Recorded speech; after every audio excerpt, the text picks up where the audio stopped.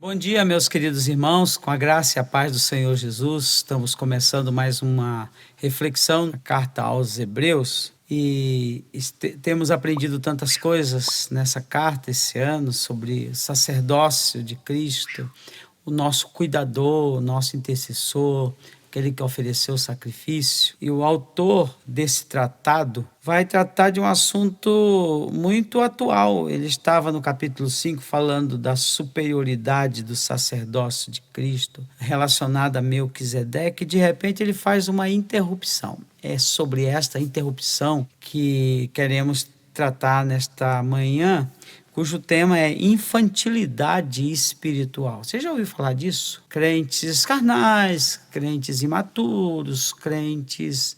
Não é porque sejam novos na fé, é porque não crescem.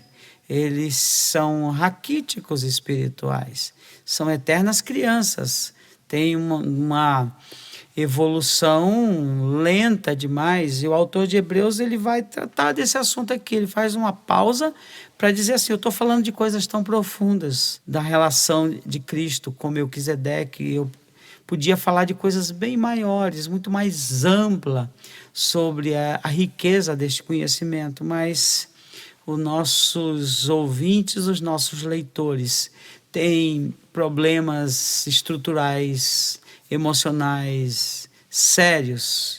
O texto aqui no capítulo 5, do versículo 11 ao 14, vai dizer assim, ó: a esse respeito temos muitas coisas que dizer e difícil de explicar, porquanto vos tendes tornado tardios em ouvir. Pois com efeito, quando devíeis ser mestres, atendendo ao tempo decorrido, tendes novamente necessidade de alguém que vos ensine de novo quais são os princípios elementares dos oráculos de Deus. Assim vos tornastes como necessitados de leite e não de alimento sólido. Ora, todo aquele que se alimenta de leite é inexperiente na palavra da justiça, porque é criança. Mas o alimento sólido é para os adultos, para aqueles que, pela prática, têm as suas faculdades exercitadas para discernir não somente o bem,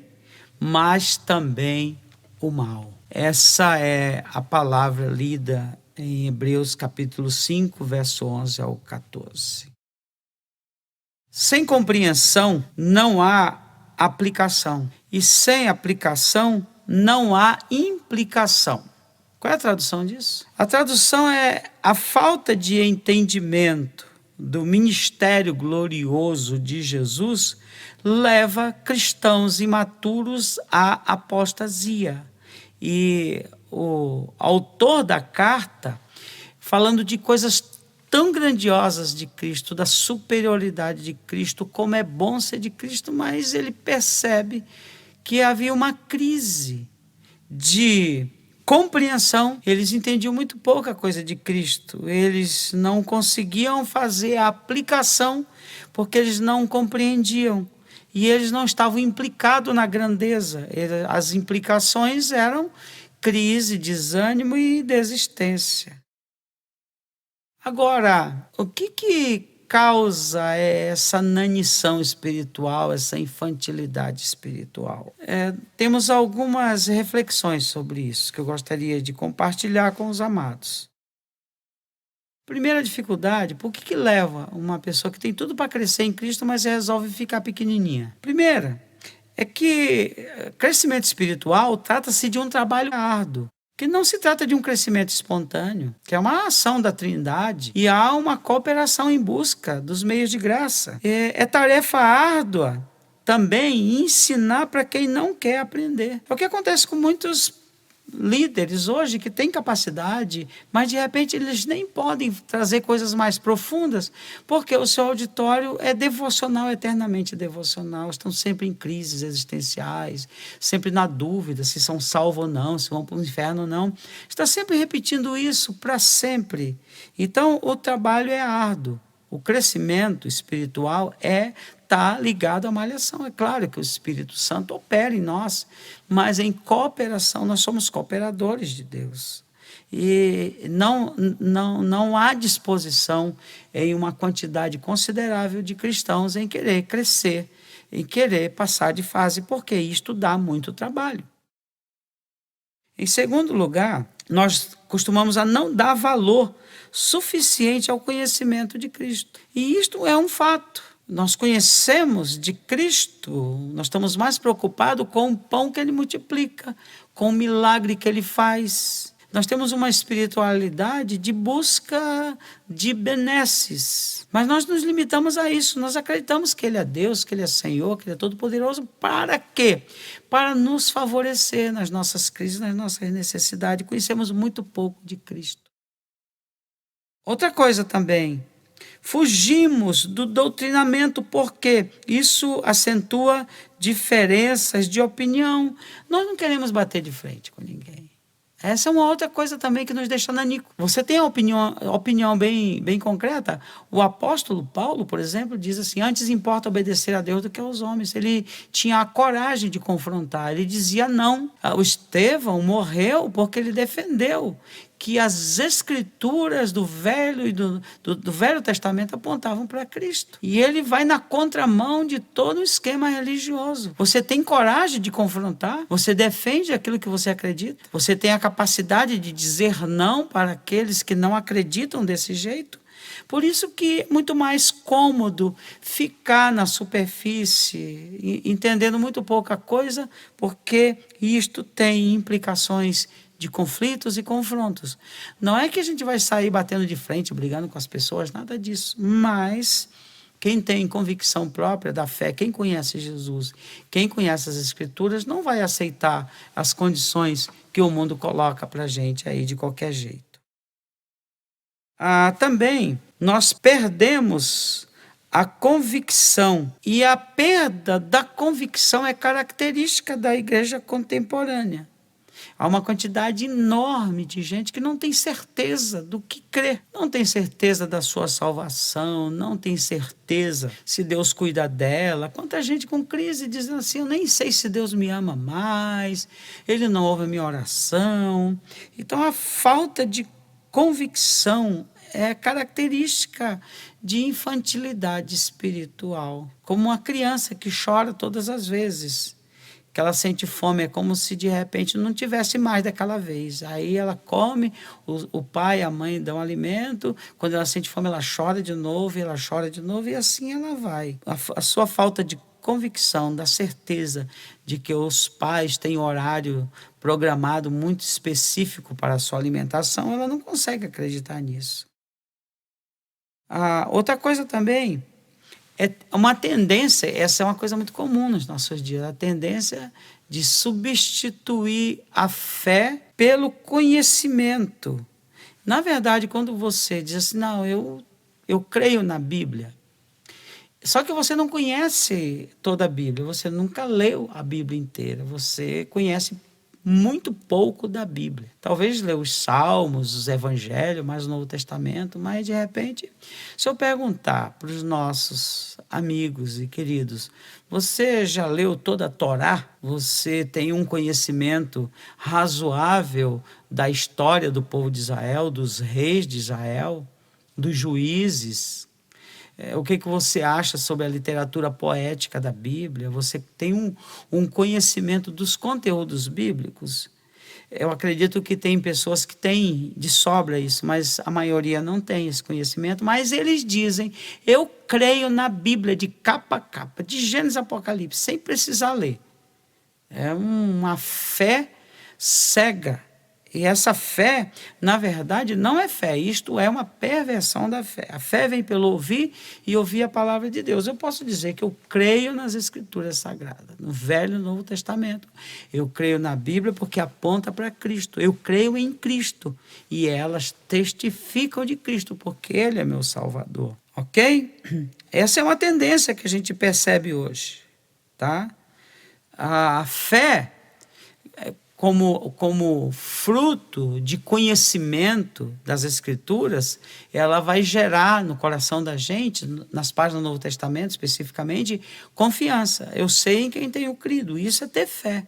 Mas por que eu sei em quem tenho crido? Porque eu ativo o meu conhecimento, porque eu estou em busca da informação. E aí nós vamos ler alguns textos bíblicos que falam da importância desse conhecimento. E o primeiro texto, lá no Evangelho de Lucas, no capítulo 19, o verso 42, que diz assim, o próprio Jesus dizendo sobre Jerusalém: "Ah, se conheceras por ti mesma ainda hoje o que é devido à paz, mas isso está agora oculto aos teus olhos." Olha, ele está dizendo assim, se você conhecesse o príncipe da paz, se você conhecesse as realidades espirituais, você estaria vivendo numa outra dimensão de vida, mas isto está longe, isso está oculto aos teus olhos, porque vocês têm uma espiritualidade essencialmente mística, sem conhecimento, sem busca. Esta é uma constatação. Há um outro texto também que Jesus, intercedendo pelos seus, em João 17, o verso 3, diz assim, e a vida eterna é esta, que te conheçam a ti, o único Deus verdadeiro, e a Jesus Cristo a quem enviaste. Ele sintetiza a vida eterna em conhecimento de Deus e conhecimento de Cristo.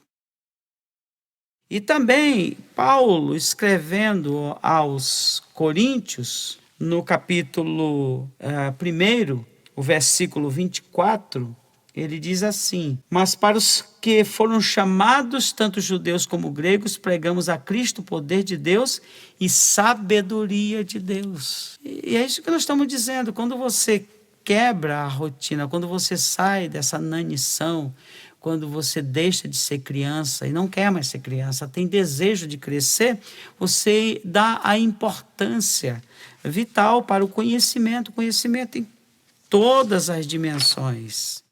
Agora, o que é esse conhecimento de Deus? Como é que nós podemos entender? Afeta exatamente o que? Esse conhecimento espiritual, esse conhecimento de Deus, etc. Nós conhecer a Deus, especialmente nas páginas do Velho Testamento, é reconhecer a validade de seus mandamentos e obedecê-los. Entendeu isso? Você conhece a Deus, então você obedece os seus mandamentos. E você cumpre o que ele está pedindo de você. Esse conhecimento de Deus é um conhecimento ético e prático, e não apenas místico. Porque é característica de crianças, de imaturos espirituais, apegar-se ao conhecimento místico. Eles ficam naquele nível, eu sonhei, Deus falou comigo, as sensações, tudo que ele conhece de Deus através de experiências pessoais. Eu não sou contra experiência, inclui o conhecimento místico, mas não somente isto. Inclui ética, inclui prática e inclui a mística.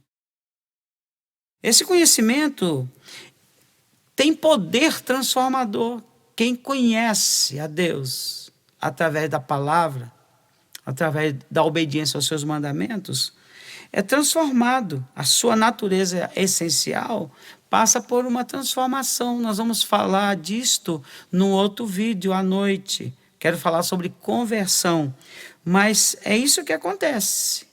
E quando você tem esse conhecimento de Deus, isto vai envolver o intelecto, a intuição e as experiências místicas. É o conjunto da obra. Todas essas coisas estão a serviço dessa busca, da maturidade cristã, de sair dessa eterna mesmice, de ser um caroneiro espiritual, de ser uma criança em Cristo. Paulo resolveu deixar de ser criança. A virtude da criança é a simplicidade e a pureza, mas a estagnação do conhecimento, a elevação é um problema. Já é um problema patológico e isso precisa ter desdobramento. Quando nós estamos envolvidos no conhecimento de Deus, envolvendo o nosso intelecto, isso mesmo, você vai ler um texto bíblico e você vai querer saber o que o autor estava dizendo, para quem está dizendo e por que ele estava dizendo aquilo. Isto é o intelecto. São princípios hermenêuticos. Você precisa fazer uma diferença entre o que é prescrição e o que é descrição na Bíblia. Prescrição são as ordens de Deus. As descrições são as narrativas das Escrituras, que você traz lições. A prescrição é absoluta, é a literatura legal, ok? O pessoal que estava lendo, o pessoal da carta aos Hebreus, voltando lá, eles eram lentos. Esses leitores, eles eram embotados, eles eram preguiçosos, eles eram indiferentes. Por isso, eles tinham feito pouco esforço para sair da situação. O problema é esse.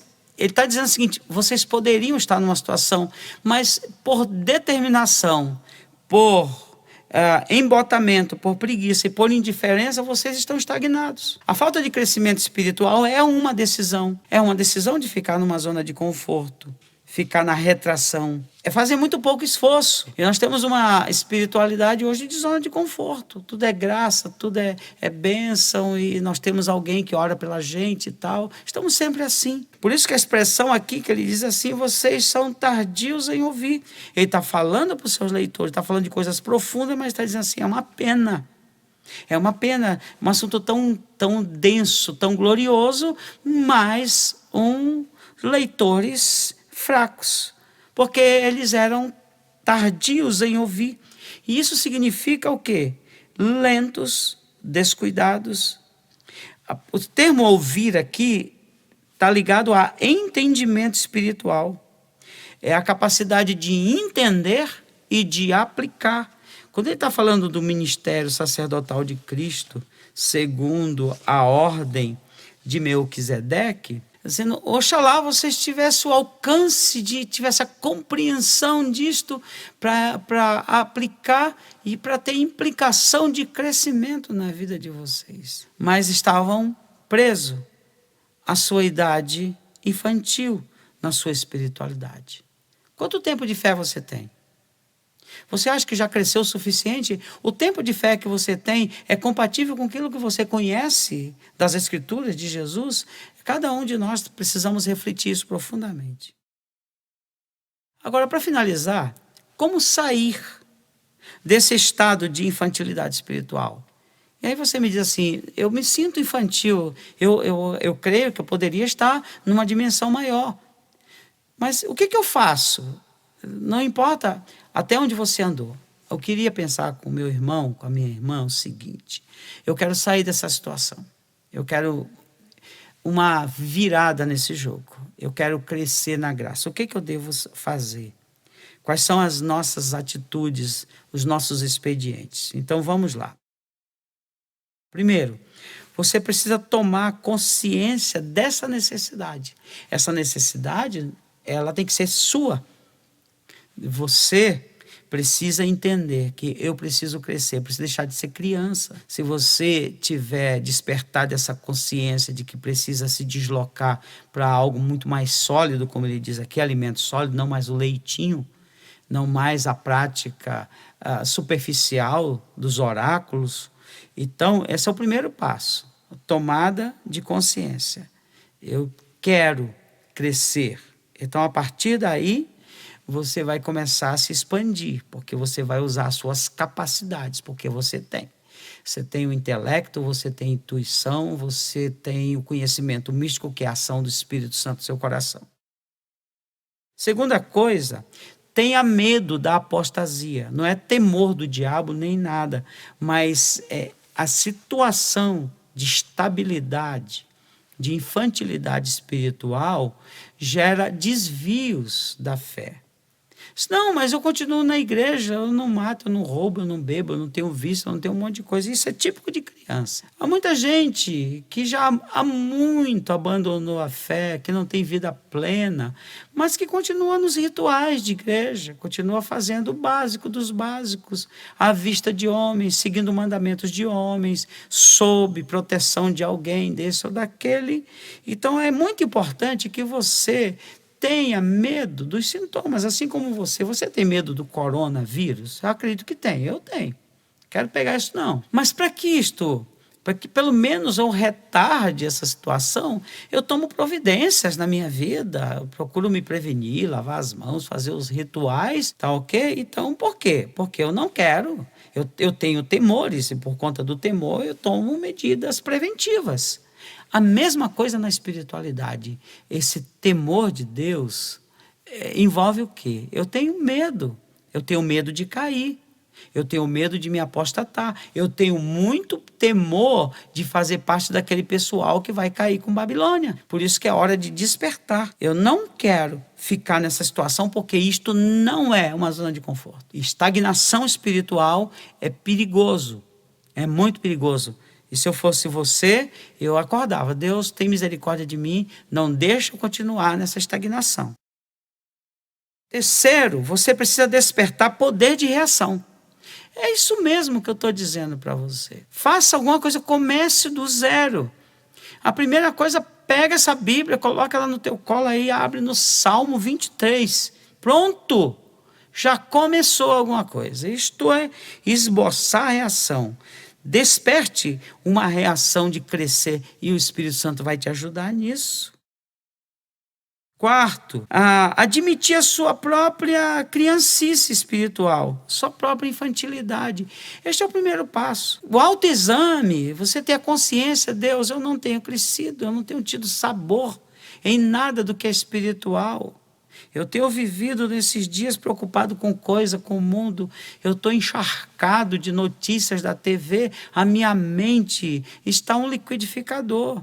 E eu preciso me aquietar, eu preciso saber que isto é um estado mórbido.